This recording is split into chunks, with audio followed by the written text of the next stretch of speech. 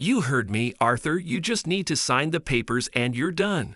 My wife Annie, to whom I was married for over 25 years, spoke to me. I tried to listen, but her voice became further and further away the longer her tirade against me continued. It all started this afternoon when I came home from work. She sat at the table with a glass of wine and a determined expression on her face. But unfortunately, she only had one glass for her, and she drank from it. Because the conversation was getting complicated, she didn't think I might like it, or given the way the conversation was going, that I might need a drink too. I knew it was going to be bad when I sat down. She didn't ask how my day was, she just immediately let me know that she was leaving me. Annie had found her soulmate, someone who made her heart sing in a way I never could, and I was no longer good enough for her. It was difficult for me to hear her. The problem was that as her voice got louder, everything sounded quieter and quieter to me. Our story was pretty typical. Annie and I met in high school and stayed together. Our daughter, Sally, was born about 6 months after we got married. She wasn't the main reason we got married, but it was on the agenda. Today we both had good jobs, although we were not rich. I would say we were upper middle class. We had already paid off a house a few years ago and had a decent savings account. We often said we loved each other, took regular family vacations, and although we didn't have as much sex as when we first got married, we still had it on average a couple times a week. I thought we loved each other deeply and would say we would grow old together until today. Annie was still ranting, her face turning red as she continued to tell me what was going on. "Arthur, Arthur, look at me." It was becoming difficult for me to concentrate, but I turned my head towards her. "You must sign these papers." She continued to point to the documents in front of me. Her voice was demanding, but it was hard for me to concentrate. It was as if the light and colors in the room had faded, although the light was on in the kitchen. Mentally, I was upset, but my body didn't react.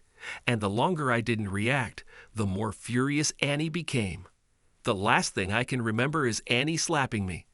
I didn't feel the impact, I just thought it would leave a big red mark on my face. But again, I could not move, and the world continued to plunge into darkness. It was a long day. Classes at the university were postponed because there was an accident.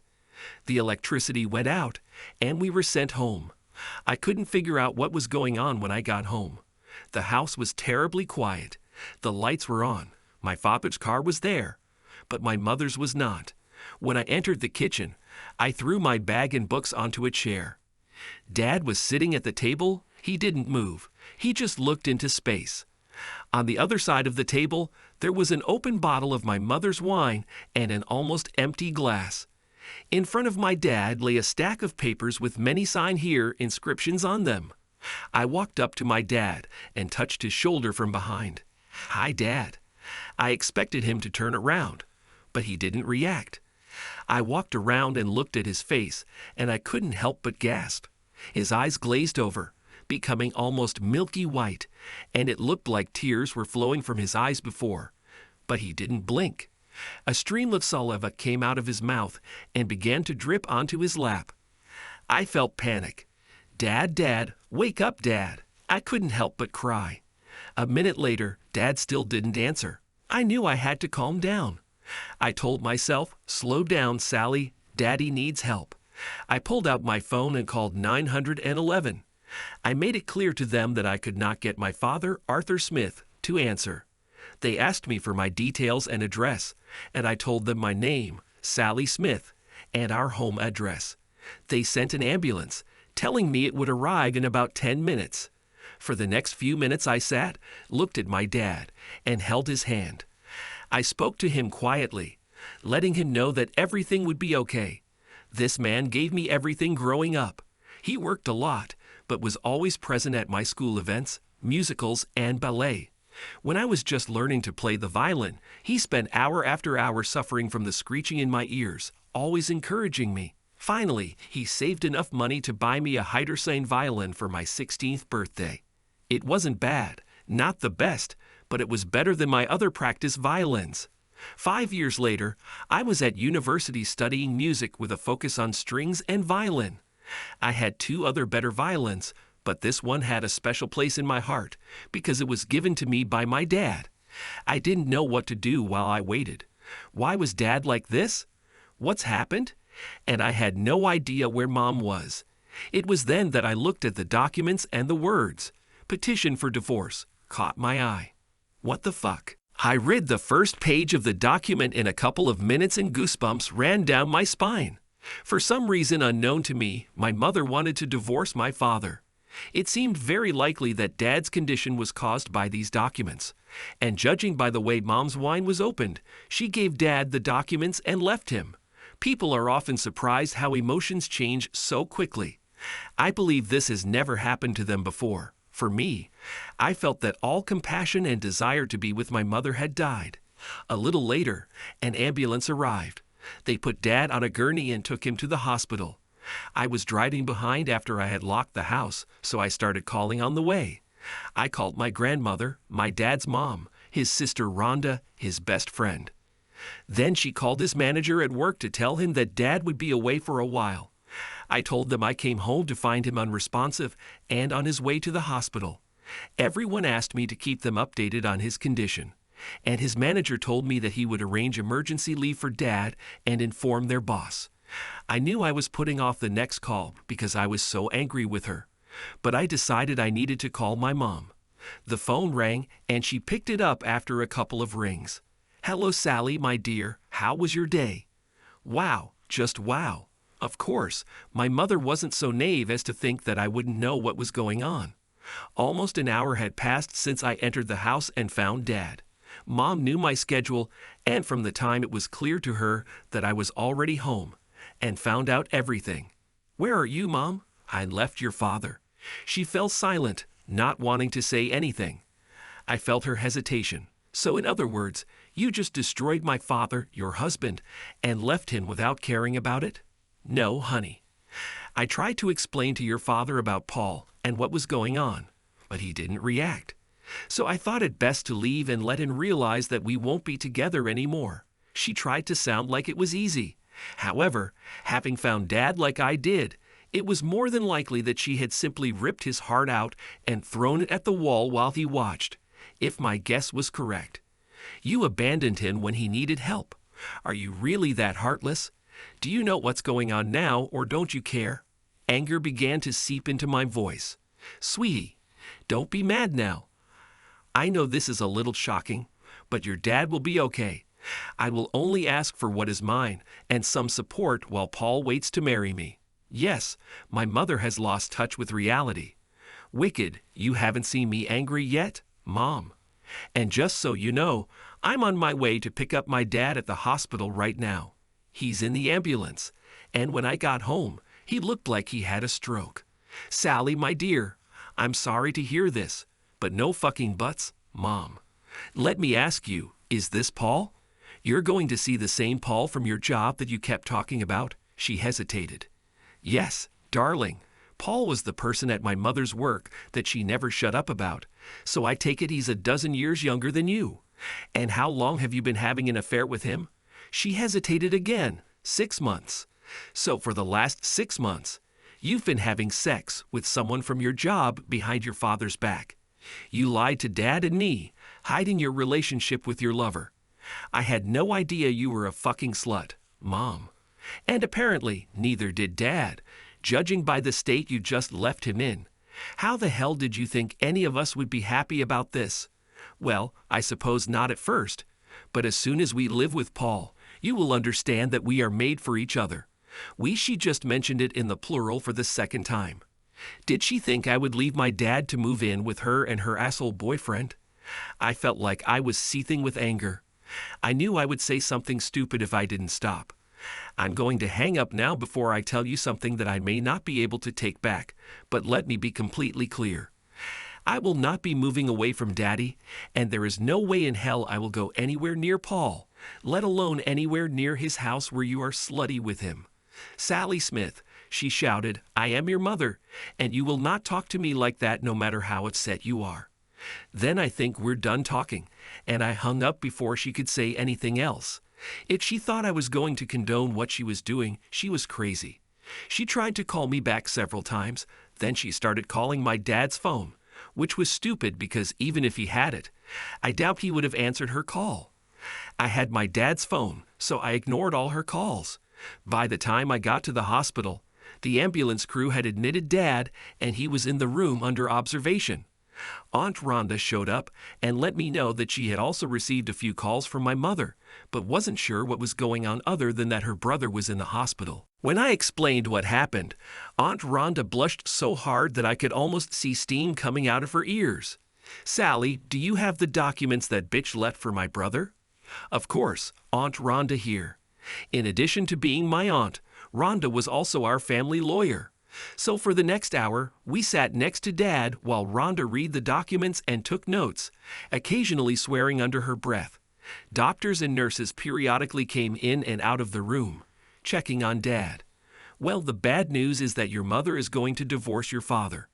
Doctors and nurses periodically came in and out of the room, checking on Dad. "Well, the bad news is that your mother is going to divorce your father." The timeline outlined here shows that this has been going on for over 2 months and should have been filed this week, or it would have cost her far more than her legal team's fees. I shrugged. I had every excuse my mother could give me. Because of what she did, I no longer wanted Dad to be with her. It was strange. I was never a daddy's girl. I always looked up to my mother, but her act was simply disgusting. Paul, her soulmate, did it. No matter what, Mom and Dad shouldn't be together anymore. Rhonda continued, "The good news is that she hired a crooked lawyer to represent her. She will have to pay him a lot just for the divorce, and much more if the case goes to court." She smirked, "Whereas my dear brother has the best lawyer in town, and he's going to get 100% family discount." We smiled at each other for the first time that evening. Also, some of the claims here were she wants 50% of the money in the house and 60% of the financial assets, plus spousal support and child support, are probably pretty ridiculous. I'm going to guess from your reaction that you don't plan to live with your mother. I shook my head. Good. I have some initial thoughts, but we need to see what happens to your father over. I shook my head. Good, I have some initial thoughts, but we need to see what happens to your father over the next 24 hours.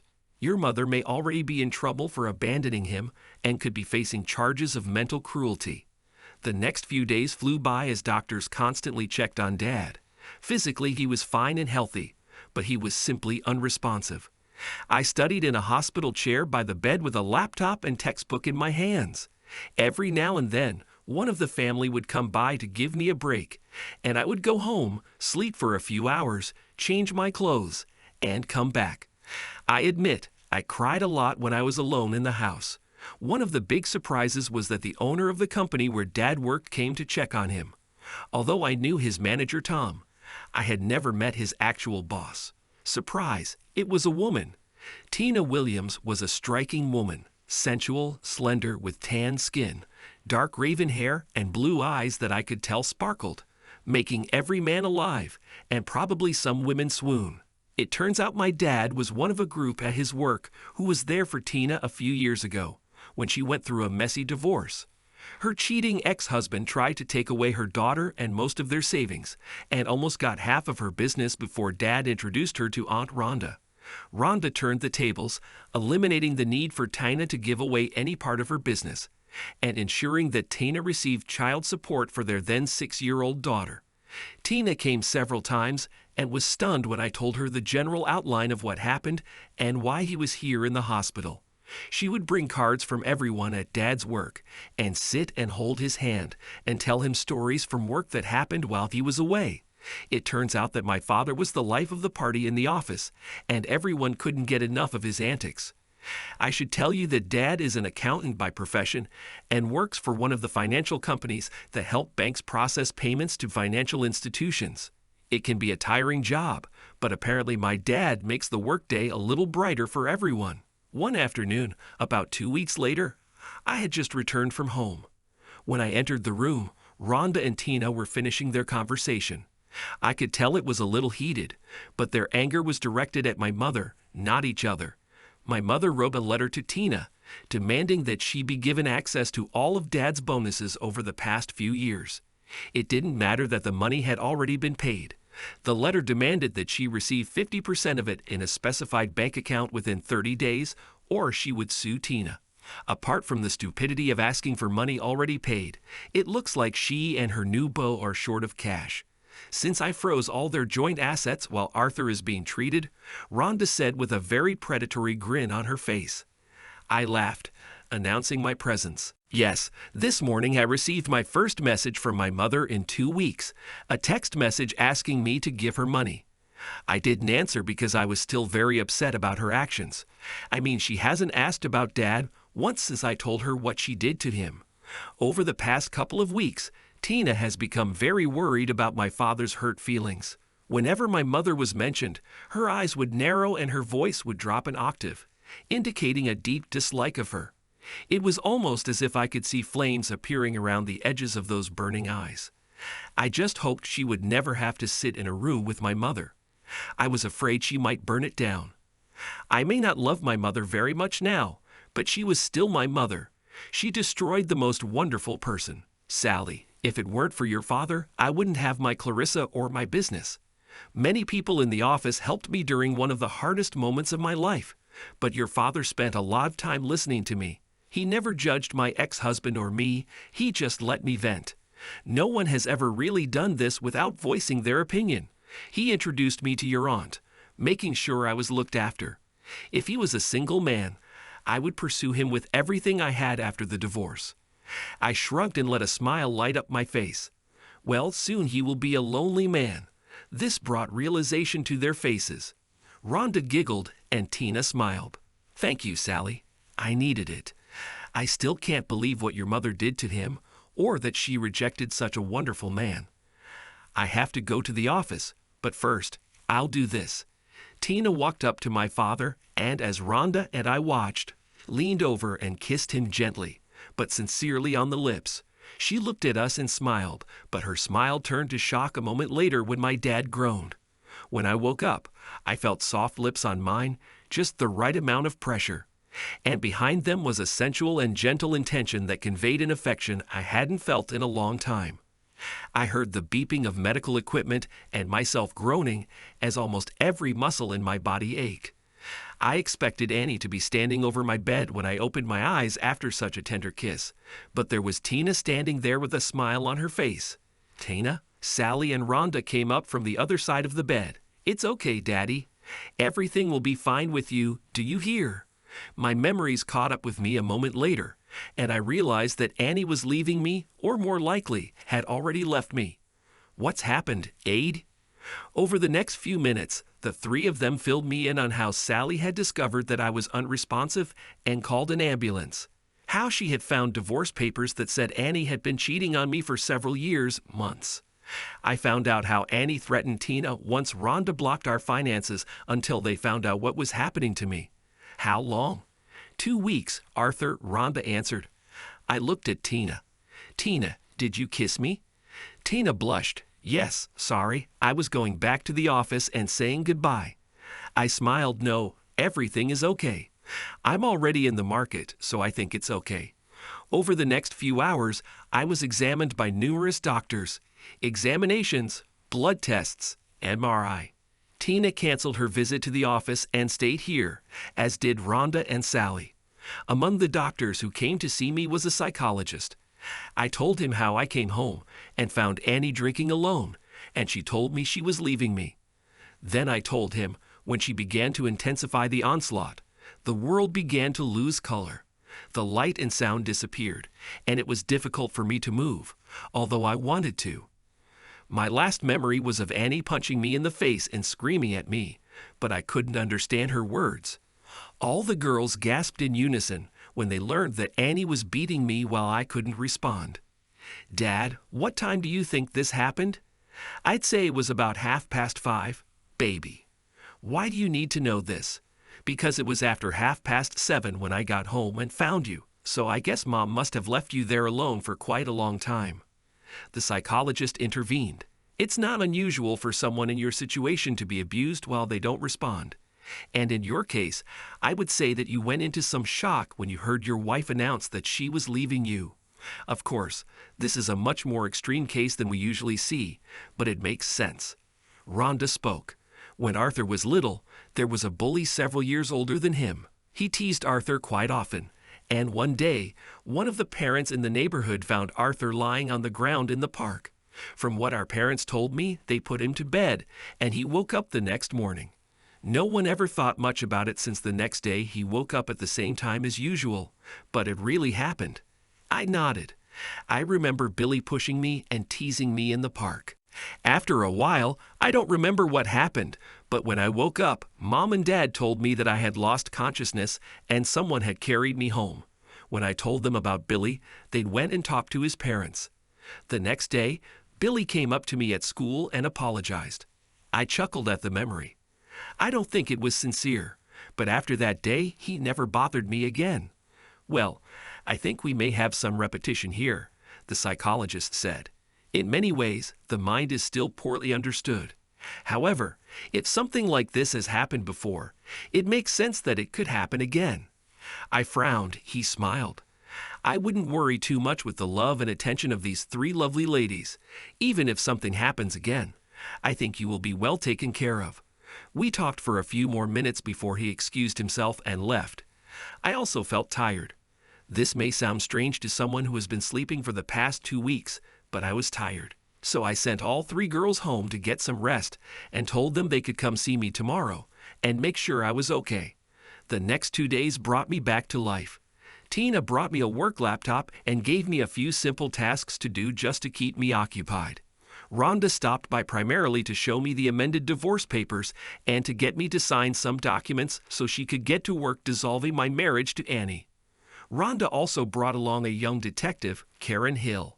Detective Hill questioned me for over an hour about my experiences that night with Annie. She thanked me and informed Rhonda and I that we would receive her report in a few days. I wasn't sure if we were filing a complaint against Annie. Finally, Rhonda told me to leave it all to her, kissed my forehead, and left. In the afternoon of the second day, after I woke up, I was released. As Sally said, discharged from a hospital so that I could return home. Sally accompanied me, and I was surprised when Tina met us outside the building and helped Sally walk me to her large SUV. Tina stayed for dinner that evening. We ordered takeout, she helped clean up, and then stayed with us for a couple of hours to watch TV. As she turned to leave, Sally hugged her and then made sure I walked her to her car. Tina, thank you so much for everything you have done over the past few weeks. I don't know how I can repay you, I said. Well, in a few weeks when you feel at ease again, you can invite me to dinner and dancing. She laughed. I blushed. Just today, I left the hospital in the afternoon, and the woman whose kiss woke me up already in the evening of the same day invited me on a date, but she was pretty, and I was soon to become a bachelor again. Okay, next Friday evening after work, this will give me almost 2 weeks to get back to normal. She nodded and came over and hugged me tightly. It lingered a little longer, and I sensed more hidden meaning. As she got into her car, I found it funny that I briefly wondered what the name of this strange woman I had been married to for almost 25 years was. Over the next few days, Sally, Rhonda, and Tina fussed around me again, checking to make sure I was okay. It was nice to be so taken care of. However, the news that Rhonda brought me took us all a little by surprise that Friday afternoon. So Annie was arrested this afternoon, she said. What's happened? I asked. Well, after your statement to the police at the hospital, a warrant was issued for Annie's arrest based on mental cruelty towards a person with disabilities. This is based on the fact that at the time you were immobilized and unable to defend yourself. Add to that the fact that she left you without supervision or help for an unknown amount of time, and she's in big trouble. What does this mean for divorce?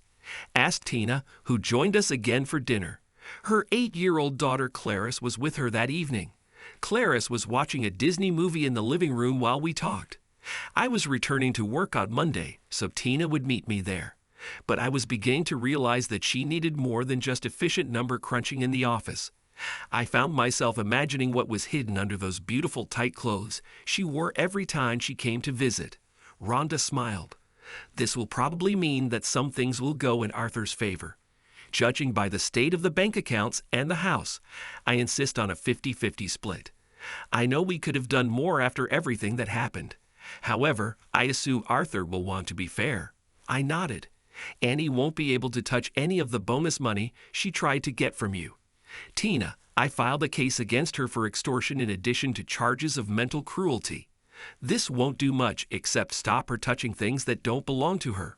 Most likely, she will come out in a couple of days, not the least bit worse for wear, and will be able to return to her pig soulmate. What I want to do is settle the divorce quickly using Arthur's visit to the hospital. Then I have plans depending on how she reacts. I will make sure that nothing unnecessary is taken from Arthur, she smiled. So how long will the divorce take, Aunt Rhonda? Asked Sally. I believe everything is going well. It should take about 3 months. If Annie wants to fight something, I'll bring in the big guns, and it will take longer, but it will hurt her a lot more. That evening, as I walked Tina to the car, Sally helped Clarissa into the back seat. Tina hugged me again and surprised me with a short kiss, reminding me of how I woke up the other day. Arthur, I know that you are married and you are an honest person, so I am not going to rush too much. But I want to claim you now and let you know that I want you. Of course, I've wanted you for a long time, but I would never pursue a married man or break someone's marriage vows. It happened to me, and I don't want it to happen to anyone else, even if their marriage is falling apart. I looked into her deep blue eyes for a moment and brushed a strand of her dark, raven hair out of her face before I leaned in to kiss her. But instead of a soft and gentle kiss, I let the kiss be passionate for maybe 30 seconds. I knew we both felt connected. Tina's eyes were closed when I pulled away, and her tongue ran over my lips. Enjoying our kiss, I grinned. This is so that you know that I confirm your rights. We turned to look at the girls. Both of them were giggling as they watched us kiss. Clarissa was clapping her hands and Sally had a big shitty grin on her face. As Tina and Clarissa pulled out of the driveway, Sally hugged me and we waved. The next few months were something of a roller coaster. On the one hand, Annie wanted the divorce to go quickly. On the other hand, she was not happy with this agreement. It looks like Paul was in the driver's seat and telling her that she should get the lion's share of the assets. He fed her crap, and on some level, she had to know it after all these years of marriage. As the settlement demands became increasingly outlandish, Rhonda made one call to Annie's lawyer, and although I don't know what was said, all objections to the settlements ceased overnight. Tina and I met every Friday night, while Sally began babysitting Clarice, picking her up from school and keeping an eye on her, giving Tina and I time to have dinner, drink coffee, watch a show, or go dancing. Of course, we never did anything more than hold hands and kiss, but I had a feeling that the evening of my divorce would be something different. I went back to work, and everything was going well for us. As a financial institution, we made a good profit, but we weren't in the big leagues. We all did our jobs. We were paid well for it, and we generally had a good time together as a group. I think the staff realized that at some point Tina and I were becoming a couple. Although everyone was happy for both of us, I had to tone down my usual antics. My line manager, who reported to Tina, made sure no one talked about our behavior in the workplace since I was practically meeting with his boss. About 3.5 months later, we received notice that the divorce would be finalized in a week, starting the following Thursday. There was no trial, but Annie asked for a meeting to talk before the final ruling. I agreed the day before, and we agreed that she would come to the house to see Sally and me. I took the afternoon off and cooked lamb chops and dumplings and gravy for the 3 of us. It was a favorite dish for all 3 of us, and I hoped it would make the evening conversations a little less awkward. Sally got home around 5:30 and went to shower and change. Then just before 6, the doorbell rang and Annie was standing at the front door. Now, I haven't described Annie all this time, but maybe I will now. Before everything fell apart a few months ago, Annie was an attractive housewife in her 40s. She had short, shoulder-length brown hair, a curvy mom figure, and although she weighed a few pounds more than she liked, she was still very attractive. With a great bust and an ass to match, she was a great-looking woman. But unfortunately, the woman standing in front of me was almost unrecognizable. Annie had put on a lot of weight. She had jowls and big plump cheeks. Her belly, which had always been a little bulging, now hung over her pants, and that curvy mommy ass that I loved was swollen beyond recognition. Moreover, she was wearing baggy clothes that hid her thickness. I'm not against fat women, but this wasn't Annie. I think my shock at her body showed on my face. Annie winced, but didn't say anything. "Hi, Annie, please come in." We walked into the kitchen, and I offered her a glass of wine, which she accepted. We chatted about trifles for a few minutes. She asked about work, and if I was taking care of myself. I asked her about work, and didn't bother commenting on how she should take care of herself. That's what Paul wants. He didn't like how skinny I was, so we worked on getting me to gain weight. She mentioned the unspoken question. I frowned. For more than 25 years, I loved this woman. And yet, despite what she did to me, I still worried about her health. You don't approve, do you? She looked at me. No, Annie, I don't know. When we were together, you were in excellent slim condition and healthy. But to be honest, I'm shocked by your appearance. You don't look well. And if I weren't so hurt by what you did, I would be very worried about your health and would try to help you. But you don't care, do you? Her face dropped. You and Sally, you're happy and healthy without me here. Well, there's a part of me that cares. But when you left here and pretty much left me to die, I shrugged. She sighed. I deserve it. I did a terrible thing, didn't I? No, Mom. Sally had just emerged from the shower. You did a damn terrible thing. You single-handedly tore a happy family apart and then walked out the door without a care in the world. And I, for one, can't understand why Dad agreed to let you come here tonight. Sally, calm down. Your mother knows what situation we are in and how unhappy we all are. Coming here must have been difficult for her. She asked for this meeting tonight, so I thought the least we could do is be adults and listen to her. Sally was not happy, as far as I understood. She, like me, had not spoken to her mother since that fateful day. Judging by the way my daughter looked at her mother, this wasn't going to end well for anyone. It was time to change the subject. I tried to appear happy. Difficult conversations are not good on an empty stomach, so let's eat first. So I served dinner. No one said a word, but there were a lot of glances at each other around the table. Sally just stared at her mother the whole time. After dinner, I cleared the table and Annie asked to speak to Sally alone first. No way in hell can you tell me whatever you want in front of both of us. I was surprised, but I could see that Sally was determined not to be alone with her mother. I think Annie saw it too. The look in her eyes was exactly the same as her mother when she did this to me that fateful night. She nodded. Annie took a deep breath. She didn't want to do this in front of me, but she looked at Sally. Well, Sally, I wanted to ask you to forgive me for what I did that night. I thought this through all wrong, and no matter what, I don't want to be away from my daughter forever. Annie looked at me. There is one more thing, but I would prefer to say it in private and not in front of your father. Sorry, Mom, but if you can't say it to both of us, then I don't want to hear it. With that, before Annie could do anything else, Sally stood up and left. A moment later, we heard her bedroom door slam. I wanted everything to go better, Annie said quietly, more for herself than for me. I think it went pretty well. All things considered, I told her, letting her know I heard her. Really? Yes, indeed, I sighed. Annie, you have to understand that right now, everyone who lives in this house doesn't like you very much. She started to answer, and I raised my hand. Let me finish and lay it out for you. First, you had a long-term sexual relationship with some asshole. Then you hid it from both Sally and me. Then, out of the blue, you hand me the divorce papers, and after I've taken the hit and am speechless, you scream and then slap me. Annie looked like a deer caught in headlights. Yes, I still have memories of most of that confrontation until you hit me the first time. Now let's continue. Then you lead me at some point when I don't react and leave me there, until Sally comes home and finds me in a state of insanity. Annie looked scared now. When Sally calls you, you show absolutely no concern for me when your daughter is clearly worried about her father. You never once inquired about my health until tonight. You made unreasonable demands on my employer, and when you walk in here, it's still all about you. You asked Sally to forgive you, but you never said you were sorry to her. I paused just for a moment to see if it would get through to her. Yes, Annie, I think with all that said, it went really well. I paused just for a moment to see if it would get through to her. Yes, Annie, I think with all that said, it went really well.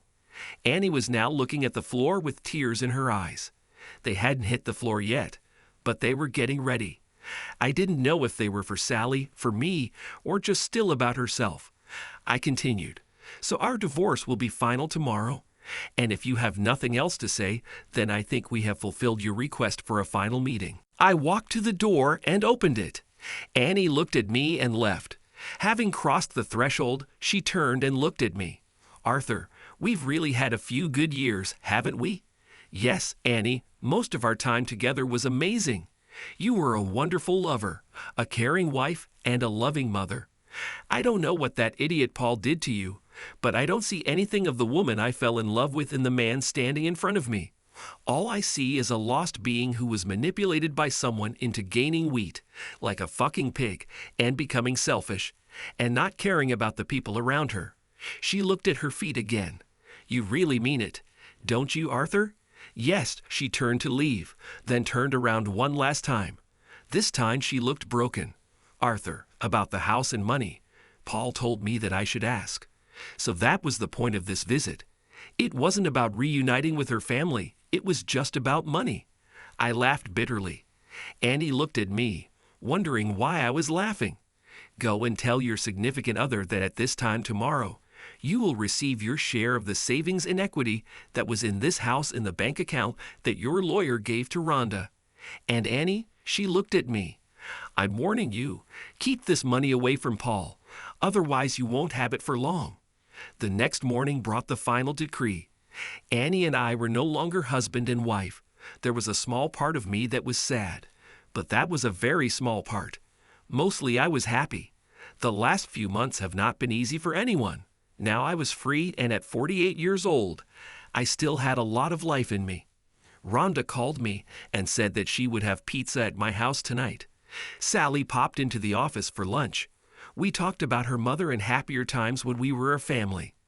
I know she didn't love her mother very much, but I know she missed the woman she used to be. To be honest, me too, we had many good years together. Well, I think there was a signal between Sally and Tina when Sally left, because not even 5 minutes later I was called into Tina's office. And she slammed the door and then kissed me like the sun would never rise again. Although I have to admit that I may have kissed her back in the same way. Can I declare that you are mine now, Arthur?